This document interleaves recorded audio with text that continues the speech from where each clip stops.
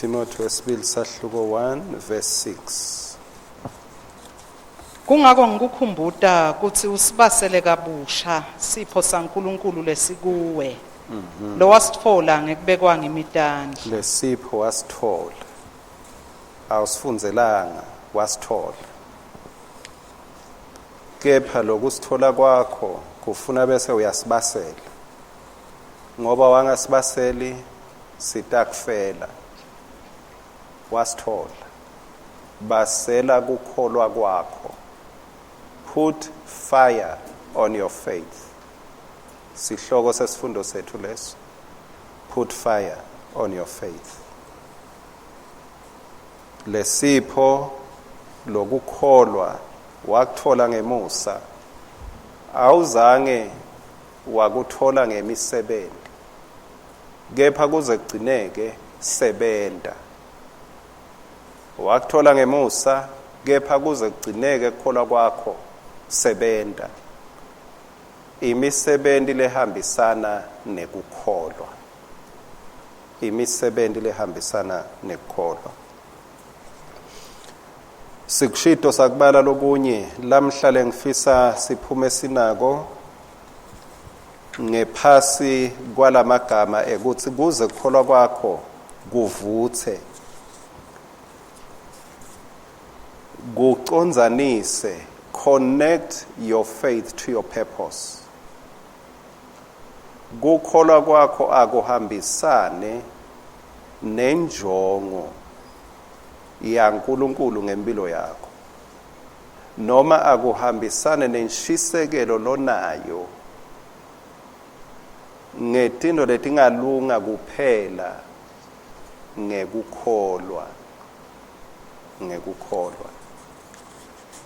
Connect your faith with your purpose. Ngoba sishito kubase Roma sahluko 1 verse 16 na 17 lapho iBhayibheli lithi teni lolungile utawuphila ngekukholwa. Lolungile utawuphila ngekukholwa. Sonke simo la uceka khona ekholweni utawuva sewengameka ucinzeteleka.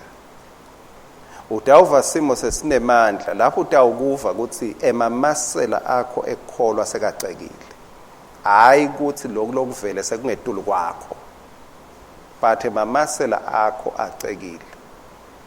Kufuna sale ubuyela ejimini. Exercise the muscles of your faith. Ngoba phela laba masela ekholwa vela ende lokuthi ukholwe ungumuntu kunemamasela akhona lekumele ukuthi aqine. Mangabe sewuyaceka utawubona ngekuthi letinto lengawe uyadethwala atsethwaleki.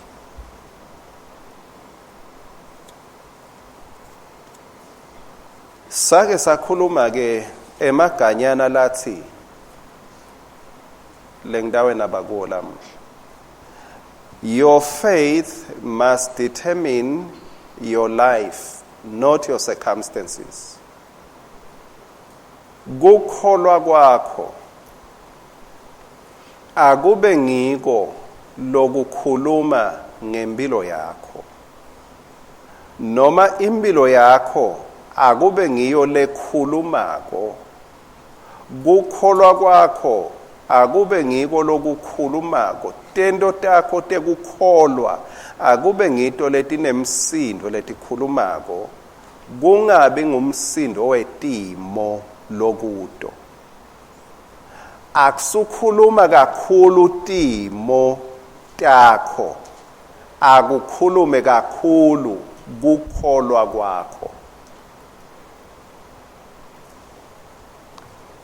Kuba sePhilip 1 verse 12. Ngithanda ukuthi nati bazalwane kuthi lokho lokwangehlela kugcine sekuvete kuchubeka kwelivangeli. Lokho lokwangehlela kugcine sekuveta kuchubeka kwelivangeli. Mangabe kukholwa kungakakhona kithi to your purpose kugcina kucishela.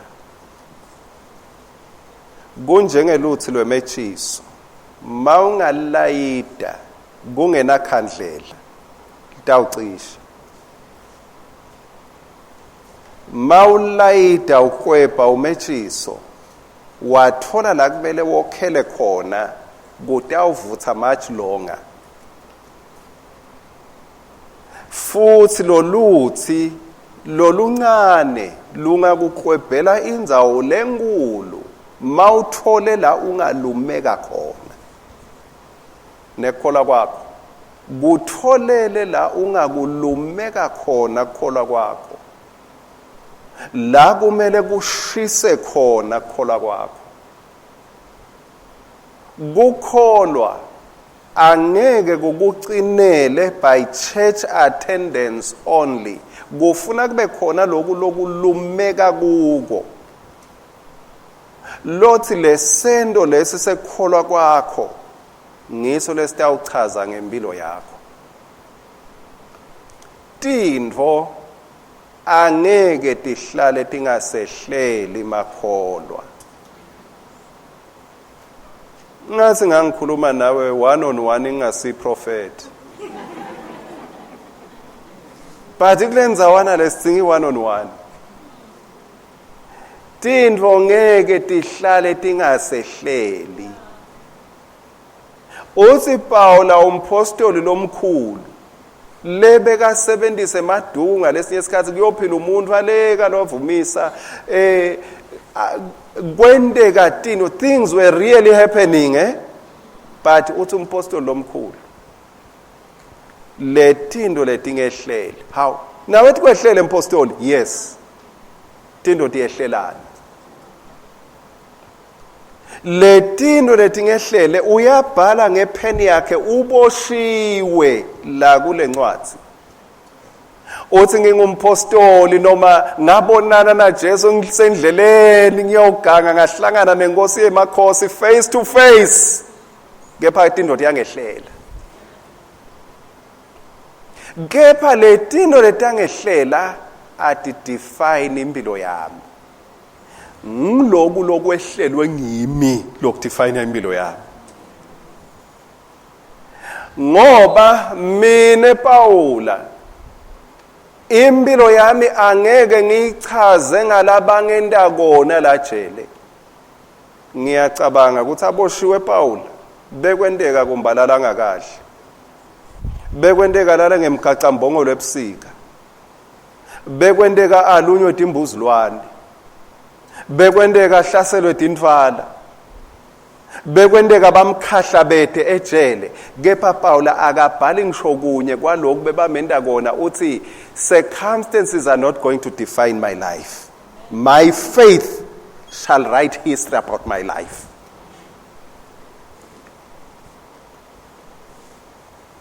mangabe khona lokwendekile empilweni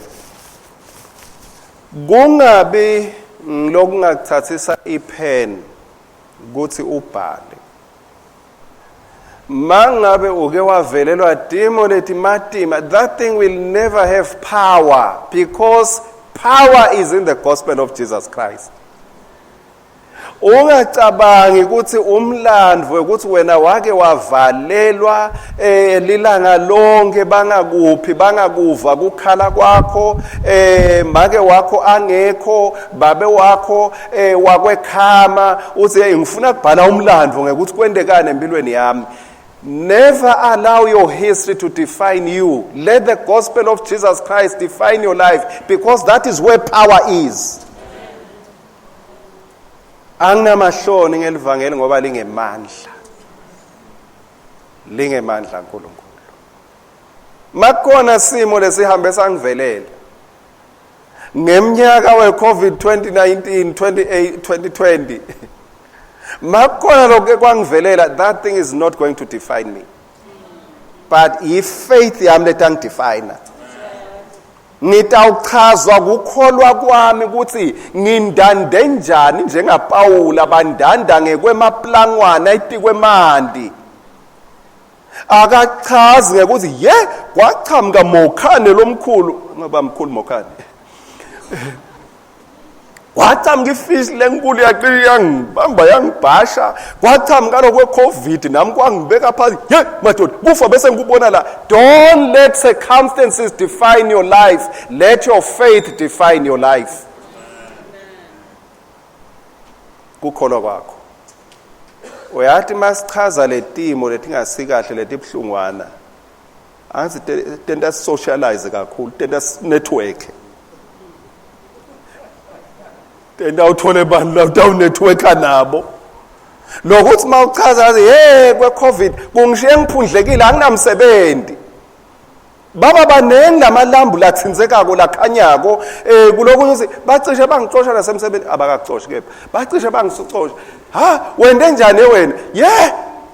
Phela bebavuka njalo ekseni but uthi cishe akukendeki. Kepha ukuchaza ngathi sekwendeka. Don't let circumstances define your life. Siyahamba ngokukholwa cishe ngahlabela kanjalo. Let your faith define your life. Gani kwani kukholwa mangabe kungalethi lambu lelikhanyako lapho bomnyameni. Uthathi kukusitephi ikholwa. Ngoba mawukhaliswa ngilokukhalisa labanye sewumdzibi munye nalabangakholwa. Akuthi kukholwa does not deny. Kukholwa kuyasibona lesimo but akusimagnify ngetulu kwaJesu.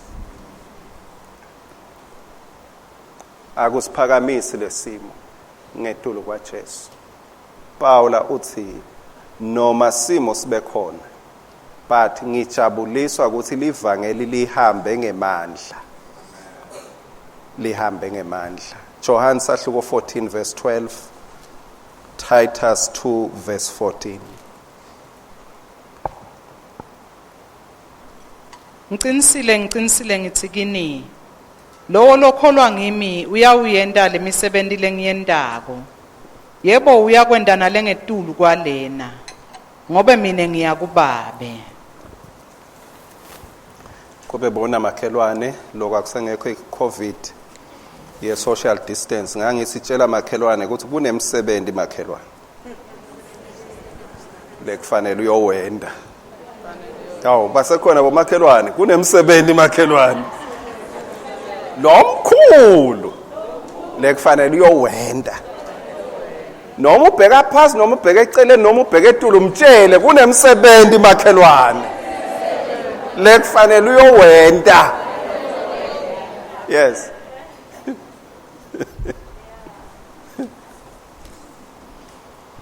Uyathi mangabe kukholwa kwakho ungakuniketi umsebenzi lomkhulu kutakufela. Kukholwa kudle ema-giants akudle tintuthwane.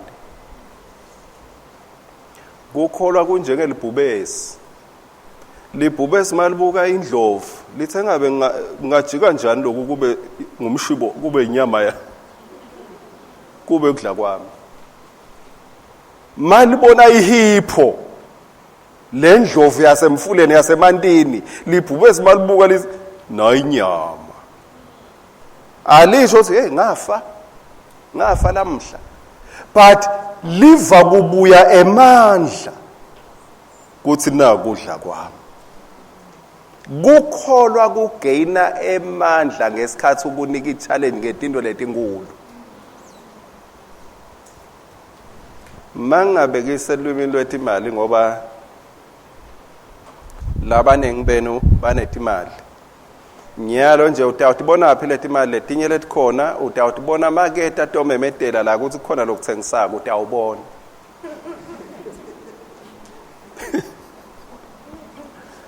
Futhi abavami ukuthi basanga ngoba ninikele so sesitawuthengisa next week ngoba seninikele. Kuthiwa nje kuyathengiswa angisho ukuthi ningathengi bazalwane. Akusho ukuthi siyadadishana la ukuthi kanti bekukhona imali. Feel free. Siyathi ukuthi uyanikela uyadla futhi. So thenga uyokudla. So ngibekisa ngethi imali. Kukholwa kwakho kujabulela into letifanana nekuthi ngifuna kufaka skondiyela la kusuka le emhlaleni kuyophuma leluthe luthe kholo kwakho kuyajampa lapho kusukuma konke kufune kuma nawe ukubambisa. But mawuthi ufuna kugciba lemigodi legubheke ngesikhathi lina lokho nje kufuna usuku umthatha elifosholo ngoba umhlabathi vele ukhona. Acting faith lokho. Faith idle mabhubesi. Faith idla lethinto letinkulu. Longadi ukuthi titawukwendeka kanjani. Faith ngila igcotshwa khona. Ngila ethi uyathi sinemsebenzi ngala. Wekuyokwakha sikondiyela. Ngoba sekuvakele ukuthi imali kude ngila singena khona ke. Sibonile ukuthi kukhulu lokhu lo mntwana sezulwini ufuna kubanjiswa ngemazulu kuphela. Faith. Ngiko lapha uthini Jesu uthi lokholwa nguye utawukwenda lokukhulu. Lokholwa nguye utawukwenda lokukhulu. Lokholwa nguye utawukwenda lokukhulu. Uya eBible school kumbe awuyubona ngisho umnyango weBible school. Lokholwa nguye utawukwenda lokukhulu. Lokholwa nguye utawukwenda lokukhulu. Nalo luphawu lwekholo. Kukholwa kwakho akusuchazwa i-church attendance. Akashongo Jesu ukuthi lokholwa nguye utawubonakala ngekuya esontweni. Mawubuta umuntu lengicabanga silingo sami kumbe nesakho. Sikhona lesilingo mawudibana nemuntu usuke uzama kumva ukuthi uyakholwa yini, umbuto uthi uyaya yini esontweni. As though kuye esontweni kudefine ukukholwa kwemuntu. Sikhona lesilingo sekuthi hayi mina pastor wami ngipastor R. Pastor R. Pastor wami. Jesu akasho ukuthi mawukholwa utawupastorishwa ngi-R. Uthi lokholwa ngimi utawukwenda. Embi kwakho kunemsebenzi. Kuya kwakho esontweni akube imphendulo kulomsebenzi lekumele uhambe uyowenda. Akube lithuba le-empowerment lekuthi kunemsebenzi sengithole emandla neliciniso lelitangisita kulomsebenzi lengitawuwenda. Lokholwako utawukwenda. Titus 2 verse 14 uthi 10 kepha yena. Yena watinikela ngenxa yethu. Kuze yatesihlenga ebubini bonke atingcwelisele sive lesisakhe. Lesineshisekelo ukuthi sende imisebenzi lemihle. Uyasihlenga, uyasingcwelisa, usinika neshisekelo yani yekwenda imisebenzi. Yekwenda imisebenzi. Ligama lakho ungajabula ukuthi livele ngamiphi imisebenzi. Makungathiwa nje ligama lakho litawuvela kumaHebheru sahluko 11. Ungafisa livele ngani? Ngoba lapho kuvela abantu ngemisebenzi yekukholwa kwabo. Lakho ungafisa livele ngani? Bese ke sengikhuthatha labasha ikakhulu bazalwane labo labeva ngazo banesifiso sekuyawuthatha nekuthathana. Kuthi imisebenzi yakho kufuna uyicaphele ngoba ngelanga lakho lekushada lolo yokhulumela abasekhaya awumathi utawukhulumani ngabo. Yenda lokukholwa ke kucishe lawo amarekhodi. Ngoba lamachawe lamadzala lawa ngcono lesitukulwane sanyalo ufana ucela cele laba labacishe babe nganga lamachawe lawo akhwebule emgodleni wakadzeni. Akhwebule nje athi hey timbuthi tebani bese kuphelile kulomfana lo. sewukukhuluma kune basekhakhakho, sewukukhuluma kunalolo thathana naye, yena sewuyabuka unelivadlwana ukuthi engabe kwaphela mbamba yini, noma ufika nemshibo sewuyadadidadisha ukuthi awu Nkosi yami ngabe kuteni makhelwane utawukhala ngembuti yakhe ngoba ngeva makhuluma malume wakhe kuthi bethi phela timbuti tebantu la, ngisho uthandaza nawe Nkosi, angathi mhlolo muni na Nkosi, angathi sekwaphela yini. Lo munye kuchaze bo anti labakhulu, le ntombi yami ngiyabonga ekugcineni, ngiyabonga Nkosi yami ukuthi ekugcineni nje athole lo ngiyena yena.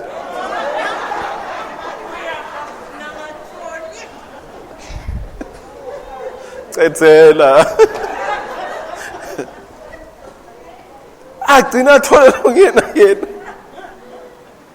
ngoba saqale sabona ezibanibani bekukufishane nje kunele uwance, bese themba ukuthi hawu senguye, wedlula kwachamuka loyo wasespiki bekahamba ngemoto nje naye bese sethemba sipha negrosa, wedlula kwachamuka lo wathi ukwa Pastor R, awu bese themba ngoba lenceke siyayethemba nethi ifundo tayo pho-ke naye wedlula, awu sesiyethemba sekugcineni. Useyini lapho? Useyini lapho? How do you want your life to be defined? Your life of faith. Ufuna lempilo yakho ibanike muphi umlandvo ngawe? Uyate ekholweni unganyathela kube clean and clear in a month's time umlandvo wakho ubushintshile. Ngeminyaka umlandvo wakho ube nekuthi misela nje ukuthi I'm not just a church goer, kunemsebenzi lomuhle lengiwuva la lengifuna kwenda. Babe bathe labanye bayakucabanga kepha bone ukuthi uyathi mangingabela kuloko ngidawumosha isikhathi nyalo kufuna ngichaze nganaku lengubonile. Umntwana bhodi ngiyambonga nkulunkulu akekho lo nje bengithi ngisho ngingakagathi ngivase ungiphi airtime, ngivase ungithumelela iKFC nge-airtime. Akasathi umuntu omdala usitawuthi ngiva so uyangisendela sengiva ncinci iyangena iKFC.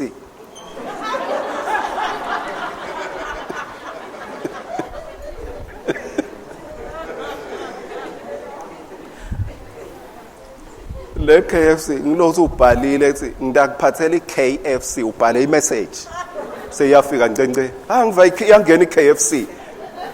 Noma ngaba isangene at least akube khona imisebenzi lemihle, ngoba sathane ukusebenzisa kakhulu ungakakholwa.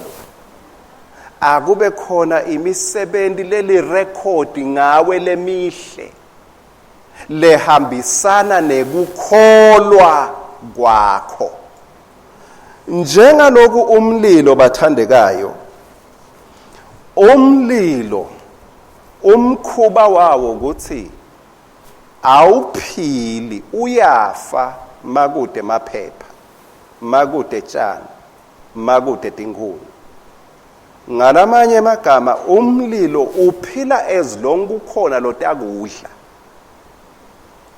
Emandla emlilo asekuthenini yini lena lekhona. Kwaphela tshani, kwaphela emaphepha, kwaphela tinkuni, umlilo uyaphela. Nekukholwa kunjalo. Kuphiliswa ukuthi kunemisebenzi lo yendako. Mawususa imisebenzi ekholweni kuyakucishela, kuyakuphelela. Ngimiphi imisebenzi lo ngathi hlanganisa nayo uthi yabo lokho ngifuna kukwenda, nginekukholwa. Ngaphinze ngibekise kambe tintfo letihambisana nje nekukholwa kwakho tivame uhemele ngakhona. Hemela ngakhona. Hemela ngakhona. Kungabi tinto nje tethi emva kwa 5 years ngoba uyabala ukuthi uyacalculate ukuthi utabe sewunemali yakho. Ngoba uyacalculate ukuthi bani utabe sekakahle towards you. Ungadisimisi tinto kakhulu ekwatini kwakho, disimise ekukholweni kwakho. Disimise ekukholweni kwakho. Kuthi noma ngakude lokunye lokungendeke empilweni yami, kepha ngiyathi inkosi itangisida kunabo. Kungaba njani ukukholwa kwakho kufanele kwaNoah? Noah lithi iBhayibheli ngekukholwa wakha umkhumbi. Hayi ngemali, ngekukholwa wakha umkhumbi. LiBhayibheli khona lapho kuverse 8 encwadini yamaHebheru lithi ngekukholwa Abraham wakha likhaya eveni lesethembiso. Ngicabanga ukuthi kulendzawo kude banu bebayihawukela kangako, kepha Abraham wathi akunenzaba, I will look strange and I'll be a stranger, kepha ngifuna kwakhe. I want to settle because God has said so. My faith is settling me in a new territory. La kungakaze kwahlala umuntu khona. LiBhayibheli lithi ngekukholwa Abraham wanikela ngaIsaac. He made a sacrifice. Abraham uthi noma ngabe lo mntwana lona lenginikela ngaye noma ngabe uyafa, kepha angiboni mine kufa, ngibona inhlanyelo ngiyifaka emgodzini itawucwila emehlweni ami. But this is not just a sacrifice, it's a seed. Yimbewu yalabantwana uNkulunkulu la ngiphakamise emehlo athi phakamise emehlo ubuke tinkanyeti. My children will not die. I'm sowing the seed for what I have seen from the Lord. Ake leminye iminikelo iphume kanjalo bazalwane, uthi uyabona umnikelo lo yinhlanyelo yami lo yaloko liso lelingakakuboni, indlebe lengakufa. Lengathi ukuthi kuphela uNkulunkulu lo wenda tinto emfihlakalweni as I do things here. Kukholwa kwaAbraham, kukholwa kwaJosefa, kwamenda wakhuluma sekatawukufa, wathi niwathathe mathambo ami mzukwana niphuma. Kukholwa kwaMose, kwamenda wafihlwa batali bakhe esikhathini sekubulawa. Kukholwa kwaRahabi, kwamenda wemukela, kuyahambisana ngathi tipayi, kukhuluma kahle, tinhloli. Tinhloli. Ngisaba nekulisho leligama, kufuna ngilibambele umoya. Kahle kahle tingwadla. Uyabona imatima kulisho pulpit. Tingwadla tinemlando eBhayibhelini bukholo. Ngiyacabanga ukuthi lapha eJericho akhona emachawe emthondozo labe bathi abekho emlandweni. Tingwadla kuthiwa tingwadla temukela abantu ngekholo. Awuticabanga ikholwa leli serious wehlule abantu lekuthiwa tingwadla. Kuthi ngekholwa ingwadla yende nawo. Kepha wena ngekukholwa kwakho nani? Kuthi ingwadla isinzisa iJericho ngekholo. But wena nami sinemba Bhayibheli, leti ngwadla betite maBhayibheli teva nje okumele sendeni takwenda kwasinza umuntu. Kukholwa akusikuphatha iBhayibheli, kukholwa kwenda lokusho iBhayibheli. Ake sengigcina sitawuthandaza, ake nje sekube nesento sakho sekukholwa, noma ngabe kutawugcina kungakendeki konke. Ake nje sekube nento lokukhuluma ngayo ngekholwa, lokwenda hayi kuhema. Ningive kahle bazalwane, bathi nje kholwa uke nje uhambe ukale uze uthathe phela, angisekuhambisana netinyathelo ungogosha banje uthengisa emabhodo asathengiswa khona. Uthi ngifuna kwenda i-supermarket nje lenkulu bese ngibeka emabhodo ami. Bese uthatha lifosholo usethe imali ngoba lifosholo likhona nelipiki likhona. Bese uyacala uyagubha. Uthi ngidawu kwakha la. Kungcono kufa kunemark yekukholwa kunekufa nje ube quiet. Abathi mababuka lo msele bakhumbule ukukholwa kwakho. Ngeke bakubone eBhayibhelini ukukholwa kwakho bathi akubone etendweni ukukholwa kwakho. Mangabe ufuna kwakha isikolwa ake fani at least uphethe emaphepha laliplane lekuthi emaclass ataba mangaki kunalokho hamba nje it's coming in Jesus name it's coming. Let your acts of faith show. Tendo takho tekukholwa atibonakali. Mangabe ufuna kuthenga indiza at least asimkhanze 5 emalangeni sewulivulile libhuku kunalokuthi my airplane is coming in Jesus name I receive it. Akufane kube ne-account lethi airplane sibone ukuthi at least lo muntu bekanekholo. Mangabe ufuna kugcina ungumphathi walapha emsebentini hlola ukuthi ufunzeni lo mphathi bese uya-applya uyafunza uthi mangabe wafunza lokho kusho ukuthi nami ndawugcina ngumphathi kunalokuthi uye all night prayer I receive sengingumphathi I receive. Oh hallelujah hallelujah hallelujah. Kusuku utawufuna umuthi mawenda njalo lo takubeka lapha. Mangabe kunelishintsho lofuna kulibona embe kwakhe thatha inyathelo tekholwa sesitawuthandaza. Siyahamba ngokukholwa siyalizwa izwi lakhe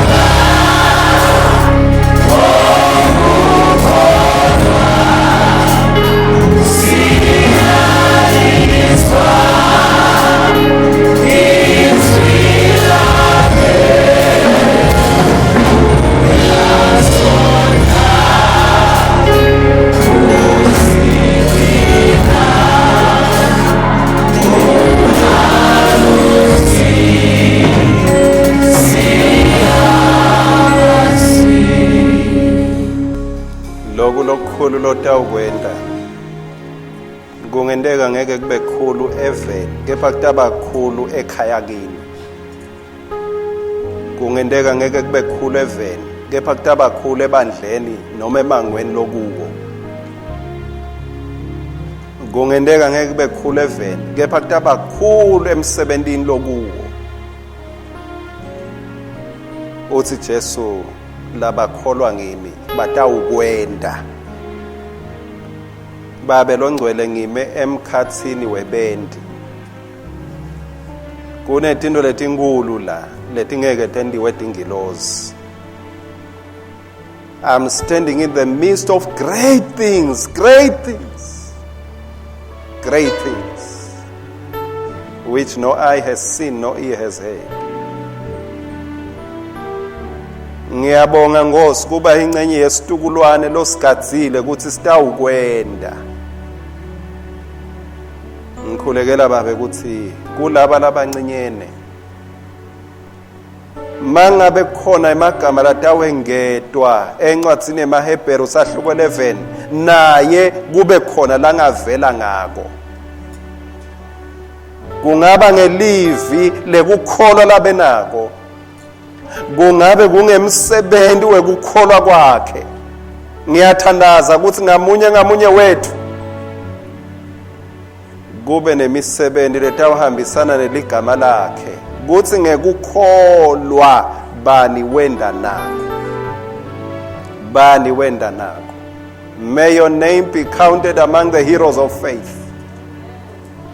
May you also be counted as a hero of faith.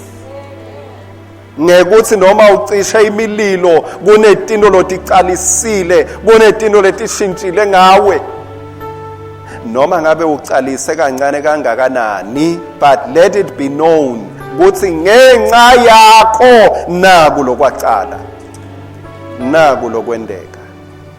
Let this be your portion. Let this be your portion. To the glory of the name of the Lord. Lord, shine your face upon your dear little ones. May the warmth of your presence give that assurance. I'm expecting great things. Because you have announced, Lord Jesus, that your followers, the believers in you, shall do great things. Oh, hallelujah to his name. Thank you, Jesus. Thank you, Lord. Asisho lesivumo kuye lonemandla kwenda lokukhulu kakhulu kunako konke lengikucelako noma lengikucabangako ngekwemandla lasebenta kimi.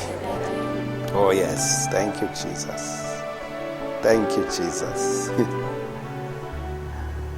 Nyalo shani ngekholwa lonako ngana ngiyalomcabangako ngana ngiyalomkhumbulako ngana ngiyalomfiselako kuye lonemandla kwenta lokukhulu kakhulu kunako konke lokucelako noma lokucabangako ngekwemandla lasebenta kuwe.